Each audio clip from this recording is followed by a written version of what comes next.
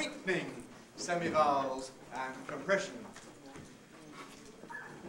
Now, you, I think, already know that in my analysis of English vowels we have two systems, really, a strong vowel system, but also a weak vowel system.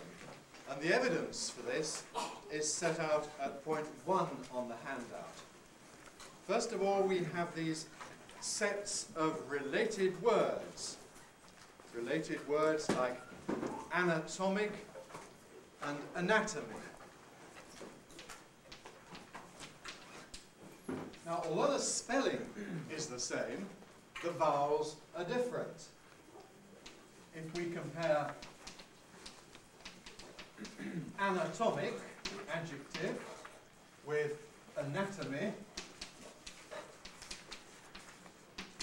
noun, you see how the vowels change in accordance with the change of the stress pattern. So that we don't conveniently say anatom each time, but when we've got the stress on the first and third of the stem, we say anatomic, o, but with in the middle where the stress doesn't fall, anatomic.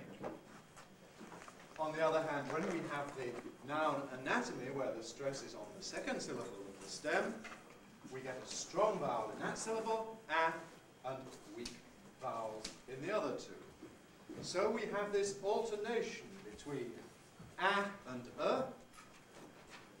between and the other way around, the same thing, depending on where the stress falls, and between o and And it's this alternation that I refer to as weakening, where a strong vowel, or what might otherwise be a strong vowel, is changed to a weak vowel, typically, but not always, sure, when it doesn't have the stress. Similarly, if we compare the second example on your handout, democratic and democracy, you can see that there the first syllable has in democratic, but or some people use in democracy. The second syllable has o in democracy, but in democratic. The third syllable has in democratic, but in democracy. In fact, many of these alternations arise, as in those examples, in fact, because of the influence of affixes. Many of the English suffixes, particularly those deriving from Greek or Latin, have effects on the stress placement. And these effects are not limited to stress, they bring with them changes in vowel quality. We've got a picture for the next example. There we have preside, the verb to preside, and president, the noun president. Now the president, of course, is someone who presides. Nevertheless, although the consonants stay the same in the stem, you can see that the vowels change. The first vowel is when it's stressed in president, but it weakens to or for some speakers, in preside. The second syllable of the stem is strong I, the diphthong, in preside, but weakens to for some people, in president. So again, we see this relationship between the same stem with and without the suffix, the ending. Got some more examples of that to show you. Right. Been having fun with my new package. Here we have combine and combination. And again, you can see that the prefix is com when it's unstressed, combine, but strong, com, when it's stressed, in this case by the alternating principle. There's a general rule in English that you can't have two weak syllables at the beginning of a word. Never happens. So that's why we get a strong syllable in the beginning of com. But the bind bit, strong in combine, weakens to be in combination. Combination, combine, combination. And down towards the bottom, we've got the examples: acclaim, acclamation. Again, you see the strong in acclamation because of the rhythmic principle that you can't have two weak vowels. acclaim. The A of acclaim weakens to in acclamation. And the last example on the screen at the moment, to refer, but the corresponding noun is reference. And again, you'll see the differences in the vowels as we switch the place of the stress.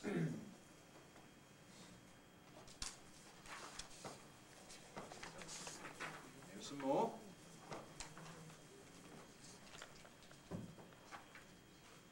To repeat, the verb, but repetition, the noun.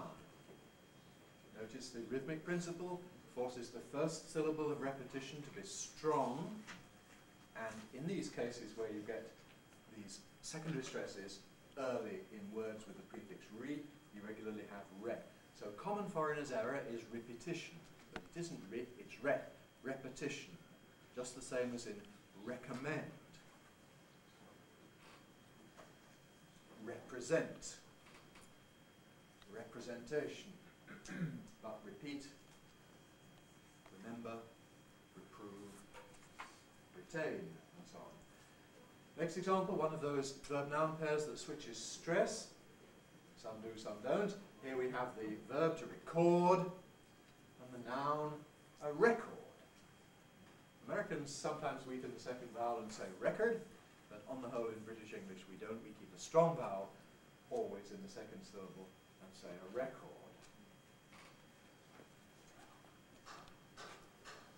And towards the bottom we've got phonetics and phonetician. This is an interesting example because we're not entirely agreed as to what the strong equivalent of the in phonetics is. There are people who say phonetician, others say phonetician, because both O and O can be strong vowels corresponding to both of them spelled with the letter O. So there's fluctuation here between two possibilities.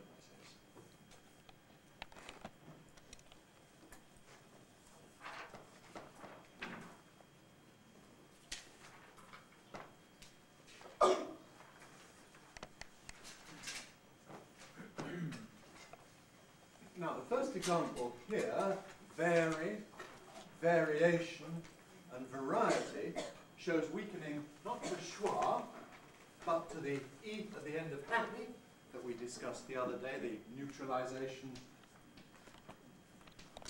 between E and I. Sheep and ship, distinct in stressed syllables, but in weak syllables we have E covering both of them, and that's what you have at the end of vary, word finally. That's what you have in variation before a vowel. But when it gets the stress through the effect of the ity suffix, t suffix, what happens? You get I for it, variety. Spelling, of course, fluctuates in a different way between the letters I and Y.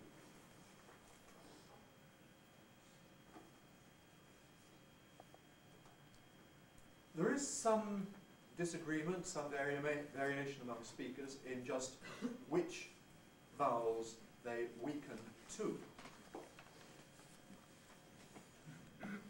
We've already discussed the problem of the vowel in happy and so on, but notice also in words like visibility. Now there is a now rather old-fashioned pronunciation, which I transcribed there with a line through it, which would be visibility. Visibility. Well, now we generally have this neutralization at the end, which might be E, visibility, intermediate things. But notice the other weak vowels. The strong vowels are I, but there's a general drift in English to change from I to in various positions within the word before a consonant. So that the older visibility is giving way gradually to visibility. Visibility. And both Gimson and I have recommended this form with the schwa as being more usual nowadays. It doesn't mean the old one has entirely disappeared, but it's no longer the mainstream form.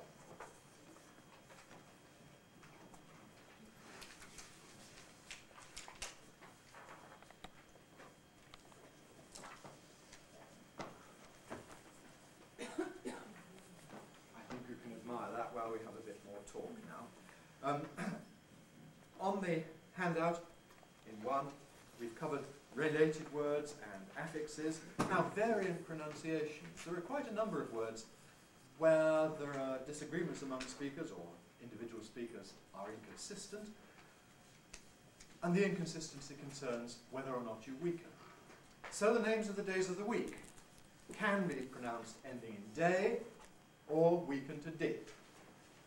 So we can have Sunday, Monday, Tuesday, Wednesday, or we can have Sunday, Monday, Tuesday, Wednesday.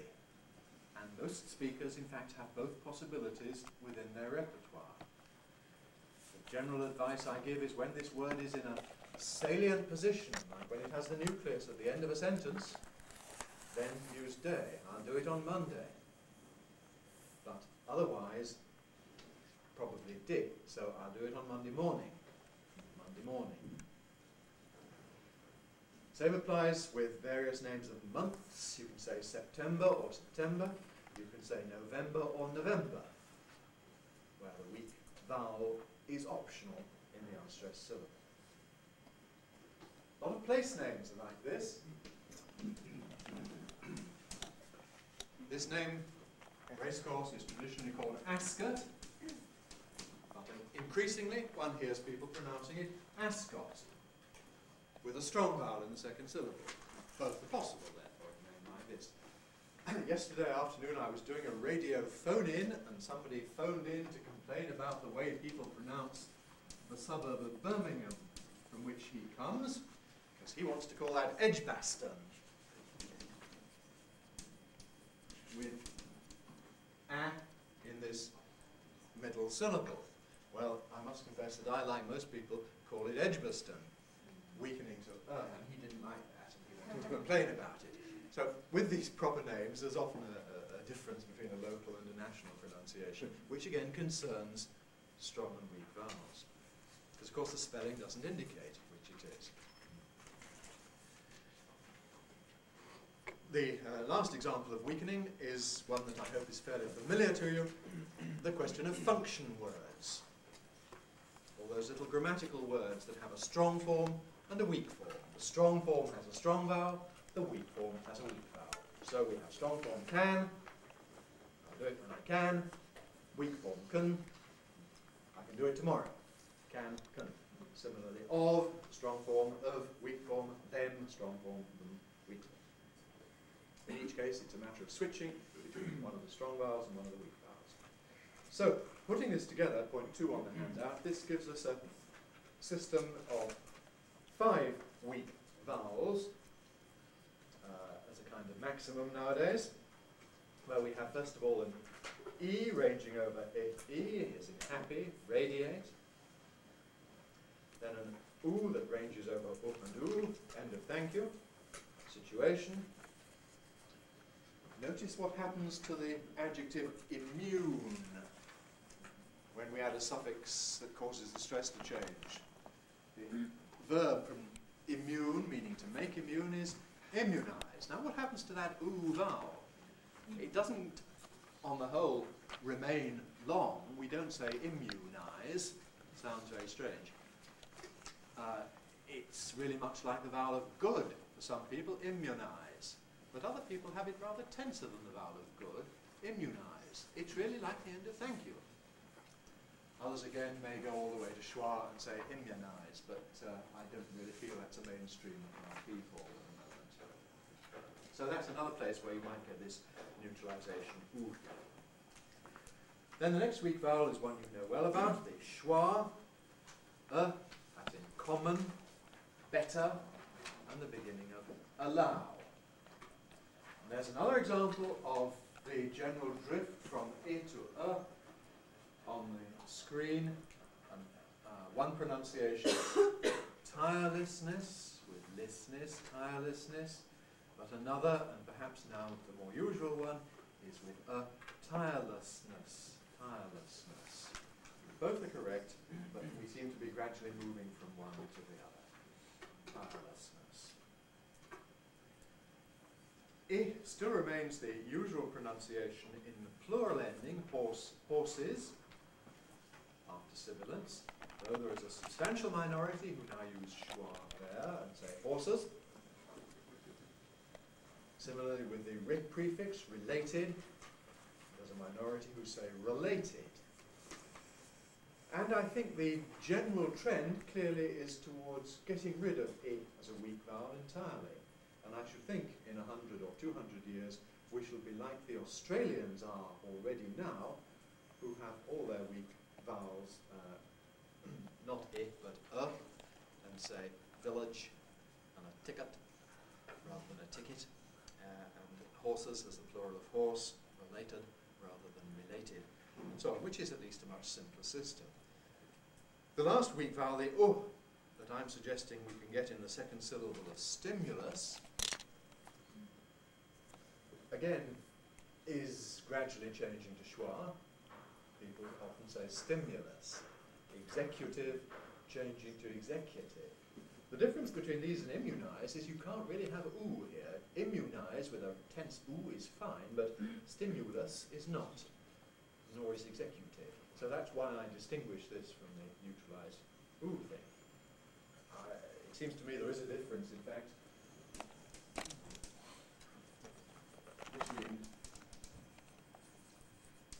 stimulus and stimulate, because I expect U or perhaps schwa in stimulus, but the neutralization U thing in stimulate, and well, I suppose you can have stimulate, but it's very much more marked. Anyhow, that's very technical for those of you who are interested in the theory of weak vowels. Now, what I want to do next with the weak vowels is to bring it in to the consideration of syllabic consonants, point 3 on the handout. What is a syllabic consonant? Well, it's a consonant that is syllabic, a consonant that makes a syllable. Consider the word suddenly. Suddenly. You usually pronounce it suddenly.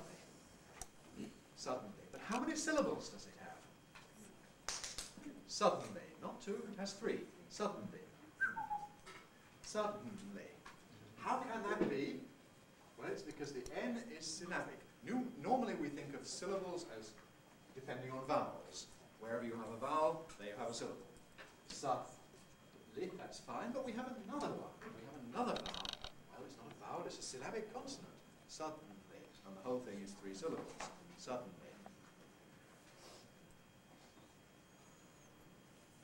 Indeed, there is the possibility of pronouncing this word suddenly. Although that's not the most usual pronunciation, it is possible to say suddenly. So, what I'm suggesting is that syllabic consonants reflect an underlying or abstract sequence of schwa plus the consonant. So as I put it on the handout, schwa and n may make syllabic n, so that sudden becomes sudden. Schwa and l may make syllabic l, so that meddle becomes meddle. Schwa and m may make syllabic m, so that blossom becomes blossom. And lastly, schwa and r may make syllabic so that gathering becomes gathering. Now, these rules collectively I refer to as syllabic consonant formation.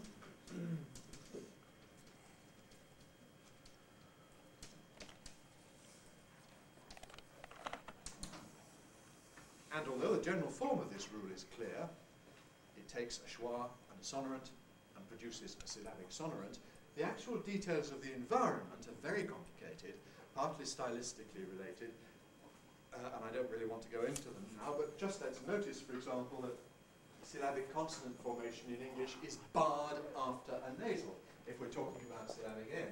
That is, in a word like common, you cannot make that into a syllabic N. You can't in English say common. You can in German, that's the difference between German and English, but you can't do it after sonorants, in fact, in general in English. So, again, we have the word sullen.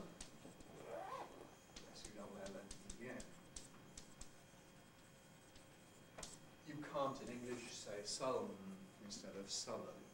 So that's one thing about this, that as far as syllabic N is concerned, it's barred after sonorants. Equally after a vowel, lion can't become line. We also tend not to do it after consonant clusters, so that London is usually London, not London, and Euston is usually Euston rather than Euston. But that's not an absolutely iron rule. Notice that there is no difference at all in pronunciation between the words spelt medal like that, and medal like that, verb to medal. They're both pronounced absolutely identically. Don't be misled by the spelling into thinking that there's some difference between them. Indeed, English people often find it very difficult to remember the correct spelling of the two words principal, because they're pronounced identically. We are uncertain between the spellings, and people don't ask how to pronounce it, they ask how to spell it. Principal.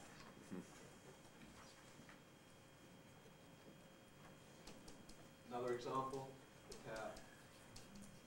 idle, idle, both pronounced identically.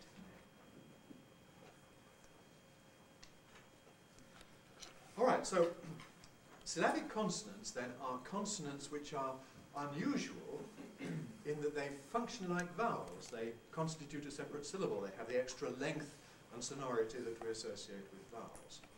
Semivowels, conversely, can be thought of as vowels that function like consonants. Vowels, as I said so briefly and quickly and in such a gliding way that they don't give you a syllable. So if we take the word yes, how many syllables does it have? One. Yes. Even though you can think of it as being a sort of little E and then an N and so. Yes. This E is non-syllabic and the whole thing therefore is one syllable.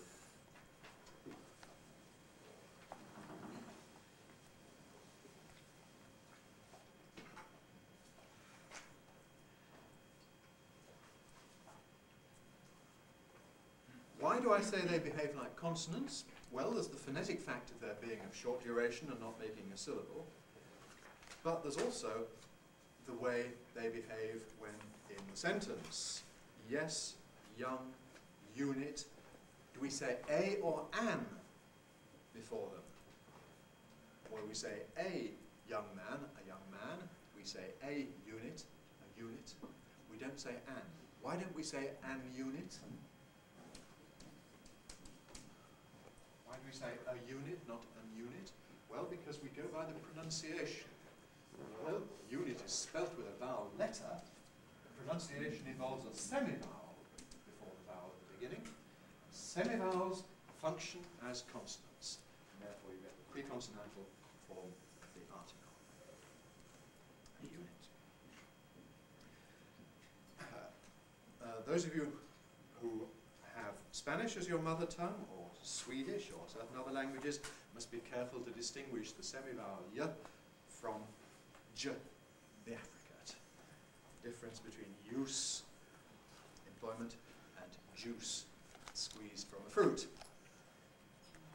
Have you any juice for me? Have you any use for me? Are different messages.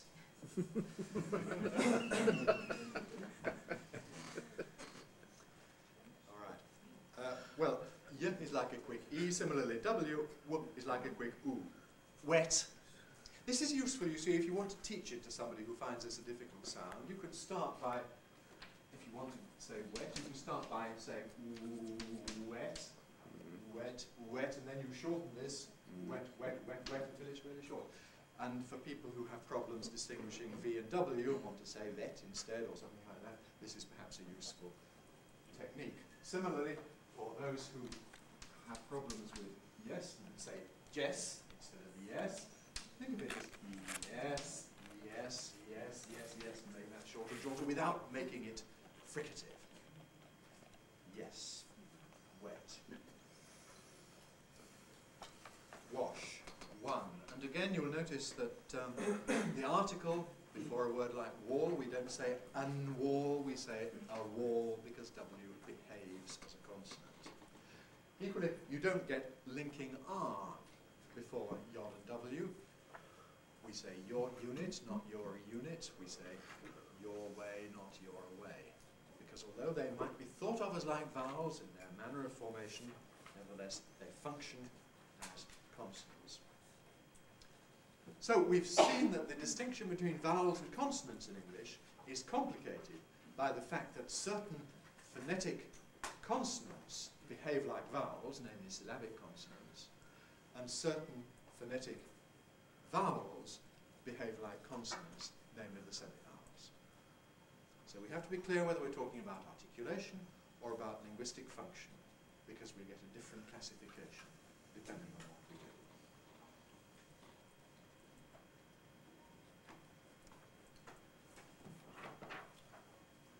Let's move on now to the question of compression.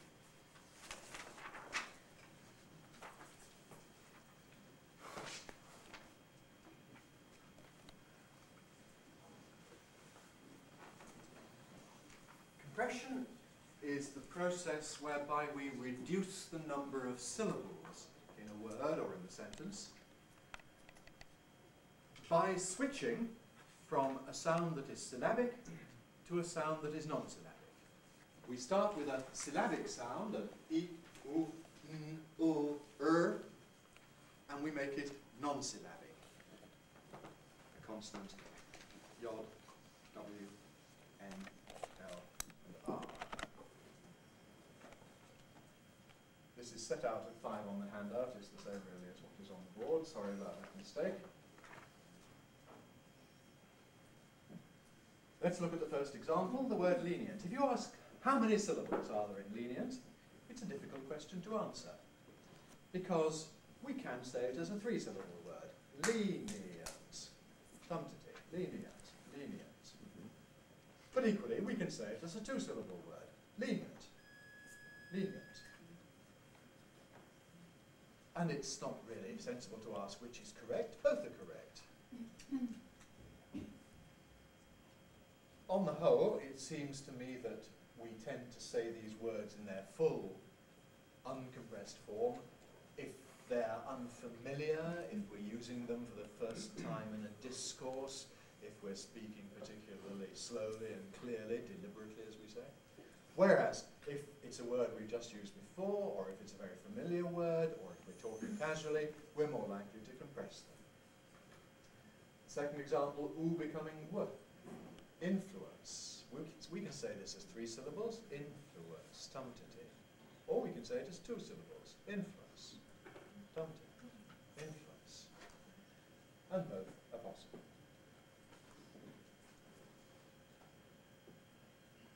Someone who's in prison might be a prisoner. Prisoner, 3 syllables. But they can also be a prisoner, 2 syllables, prisoner. From the verb, I seem to have made a further mistake here, don't I? It shows what happens if you do things in the early morning when you're not thinking really. Change the example from bottling to rattling, halfway through.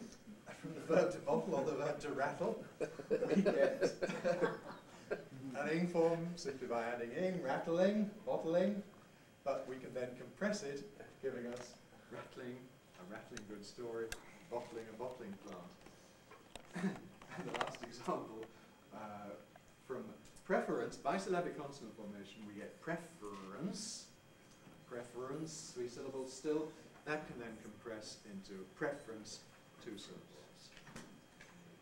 Now, this is a real live process in many words, inasmuch as poets, nursery rhymes, can scan these words either in a longer or in a shorter form.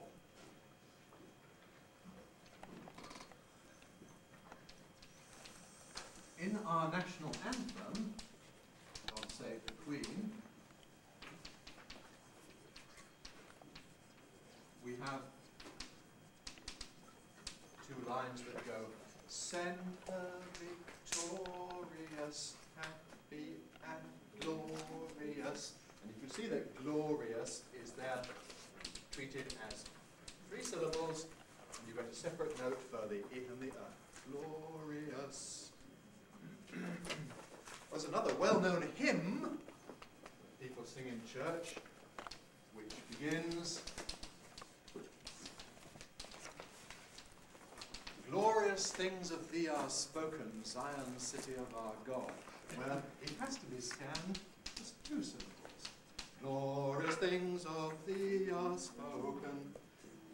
Glorious has to be compressed, or it won't fit the music.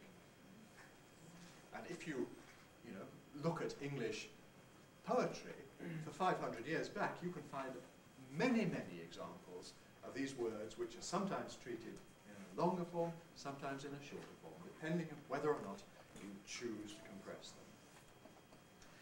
them. Notice this constraint that I mentioned at the top, that the second vowel, the vowel after the one that loses its syllabicity, has to be weak. This happens before weak vowels, the in lenient, the in influence, the in prisoner, the I in rattling, and the in preference. Notice that there's a difference between, for example, radiant and to radiate. Radiant is compressible because it's got here, a weak vowel. Radiant, you can compress to radiant. To radiate, on the other hand, is not compressible. It has to stay as 3 syllables because A at that point is strong, radiate. So you can't say radiate, you have to say radiate. Radiate, but radiant you can compress. The word radio, by the way, is a little bit odd. Radio is a very familiar word, and O is a rather marginal sort of vowel. It sometimes really behaves like a weak vowel, and so you do sometimes hear the word radio said with compression, but that's a special case. The consequences of this restriction to weak vowel as a context for compression is seen very clearly when we compare the verb ending ate with the noun or adjective ending spelled ate. The verb is to separate. A is strong, to separate. The adjective is separate or separate. Or some people have the weak vowel I, separate or separate. But you'll notice that we have a weak vowel at that point. Therefore, we can compress before it, and we get the loss of a syllable, so that separate is usually in fact said as 2 syllables. But the verb to separate has to be 3 syllables.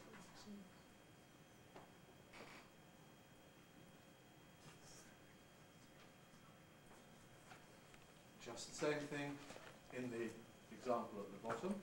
To moderate, verbs in ate have a strong vowel. To moderate. And the adjective, most adjectives in ate have a weak vowel. Moderate, which is therefore compressible into moderate.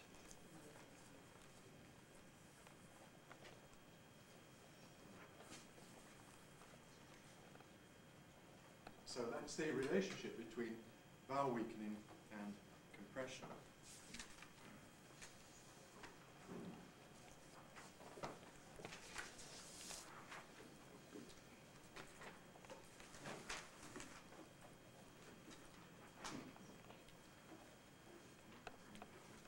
Compression also applies within the sentence. If we have the particular sequence that we're concerned about, it's got to be a weak neutralized E or U or a syllabic consonant and followed by a weak vowel. So, if you say, tell me a story, that can compress into, tell me a story. Tell me a story.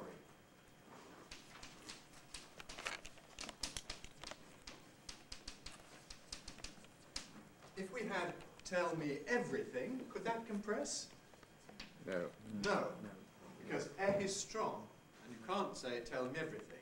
That's a Spanish type error. You can do that kind of thing in Spanish. Pañagua, or Paniagua, okay? Pañagua, not in English. Tell me everything, no.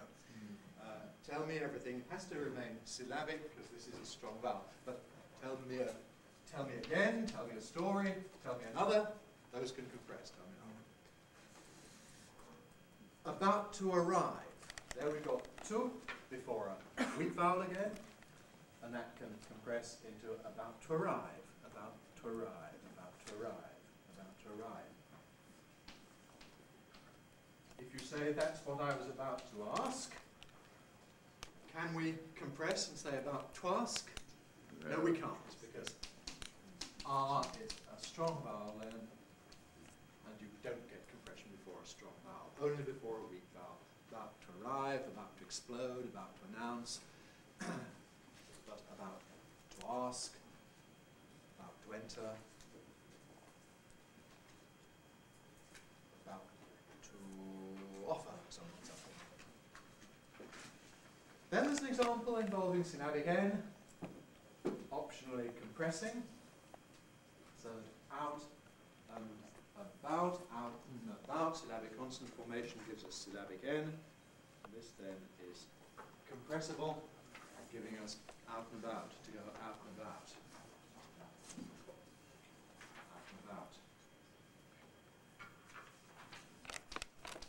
If it were out and in, could you compress that?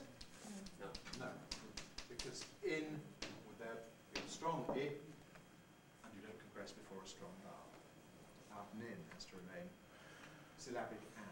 But in out and about, and can be reduced just to a non-syllabic N consonant. All right, this compression process then is a very much a live one that we can make choices about whether to do or whether not to do. But there are many words where what was historically a process of compression has in general become more or less fixed. Consider the word several. Well, now what is the word? What is it? Is it basically several? Well, perhaps it is. Syllabic consonant formation gives you several. Compression then changes this into several. Now, I think what we mostly say is several. And I suspect there are many speakers who have no other possible pronunciation than several, who don't have the option of several left anymore.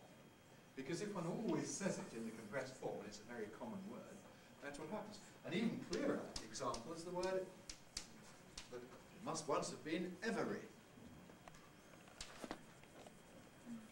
Because nowadays the pronunciation every seems very artificial.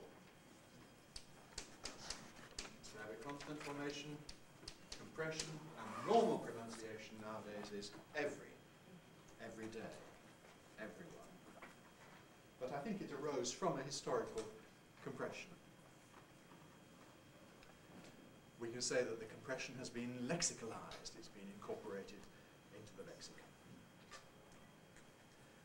I think speakers may vary a good deal about this. When I introspect, it seems to me that I have a categorical compression in camera.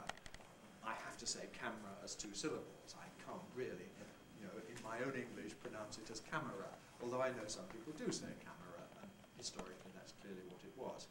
Factory, I think, has to be basically two syllables for me. Factory, although there may be people who say factory, but I'm not one. So it's like some of the assimilations and elisions. It's difficult to distinguish the historical from the symbolic.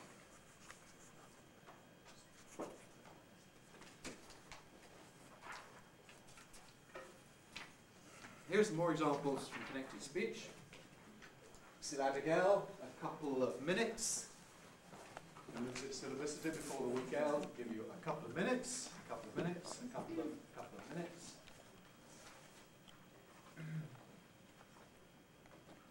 And at the bottom, there's a whole chain of derivation. Look what happens here. We start off with a neighbour of ours. A neighbour of ours, well, linking R, a neighbour of ours. Schwa plus R, syllabic consonant formation into syllabic R. a neighbour of ours, a neighbour of ours.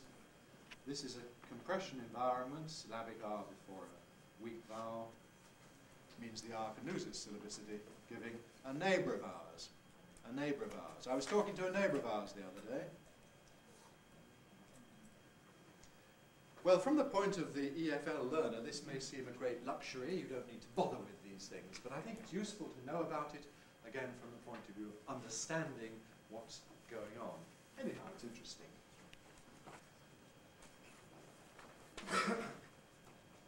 Now, the last little topic I want to look at with you is the topic of smoothing. This is related to compression, but it isn't quite the same. Finished?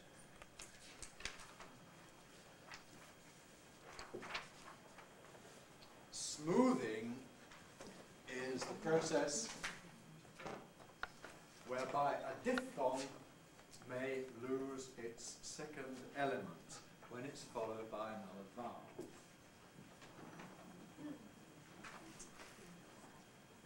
So this happens in the word fire, where we have the diphthong I followed by another vowel In its full form, fire has two syllables. Fire. Fire. But this diphthong can, through the optional process of smoothing, weaken or lose its second element, so that you just get a long fairly long there, and say fire, fire, fire, fire. The resultant sequence can then, of course, be compressed into one syllable, giving us far with a straight diphthong, far, far. That's this one, far. Or it may even become monophthongal, far, far. So you can get any of those possibilities. In general, if the word's in a salient position, it's more likely to be said in its full form. I'm going to throw it in the fire. And the more it's in the middle of a sentence, lost somewhere, perhaps unstressed, then it's more likely to be smoothed and or compressed. Put it on the bonfire. Bonfire. Well, this sequence of events applies equally to ow before another vowel, so that power, for the ow can lose its second element, giving us power, and that can then compress into a single syllable, pa, pa. You don't need to do this. Those who learn English don't need to imitate this, but you really must know about it, otherwise you may find it difficult to understand certain things. If someone says they're studying on a science course, science, you've got to be able to interpret science to mean science. If you ask where University College is and you're told it's in Gower Street, you've got to be able to recover from Gower, Gower Street. So just from the practical point of view of comprehension, I think it's useful to know about smoothing.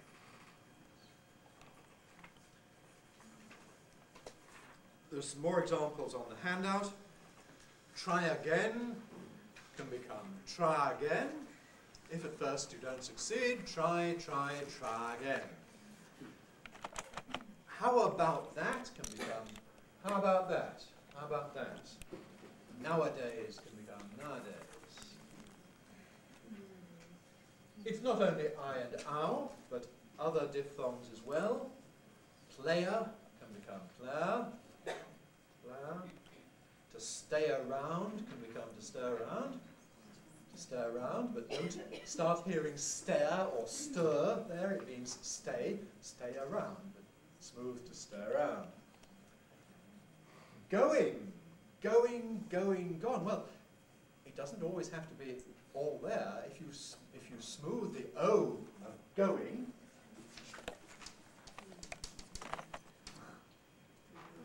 I'm going away. I'm going away. You don't necessarily see the lips round for the up. It doesn't have to be going. It can be going. I'm going away.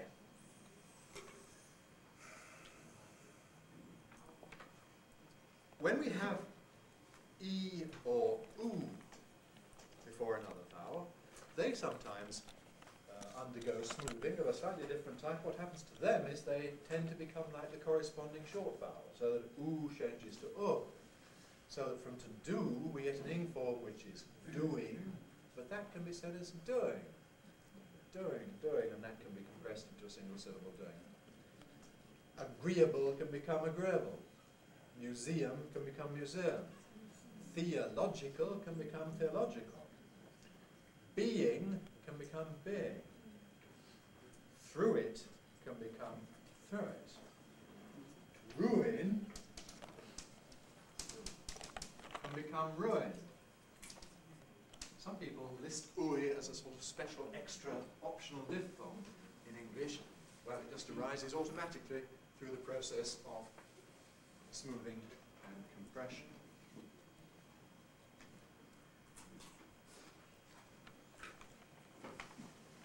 You can see now why it's so difficult for many foreign learners to distinguish clearly between being and being, which of course represent different tenses. It's being analysed. It's been analysed. Which was which? It's being analysed. That's this one. Now, being, this is a place where you can get smoothing. So you can get being. The whole thing can sort of compress phonetically into a long being. Being has two possible pronunciations. Some people say been, some say been. Some people have a strong form, weak form relationship between them, others don't. You can have them both as a strong form. Americans typically have been as their strong form. Well now, if your mother tongue happened to be Spanish or Japanese, both of which give you problems with hearing final ng versus n, you can see how it's very easy to get confused about these. If I tell you furthermore that there is an alternative pronunciation in not quite RP that involves an in rather than an ing, running, shooting, instead of running, shooting, you can see how they become even more similar. I don't know that anybody's done any actual tests, but I still think that probably native speakers will usually get this right and will hear the difference between it's being written and it's been written. But I know it's very difficult if you're not a native speaker to get the difference. It's been written, it has been written. See if you can say whether this is or has. It's being written. Is. It's been written. Has. It's been written. Has. It's been written. Has. It's being written. Is. You can also see why I am convinced that many foreign learners who think they understand what is being said nevertheless evoke from native English speakers, he doesn't understand half of what I say. He doesn't quite get it. He gets bits of it but not other bits. You may be missing rather important tense distinctions like the difference between is being and has been. Well, studying the phonetics, I hope, will help to at least make it clear what the issues are and what you have to listen for in order to overcome that kind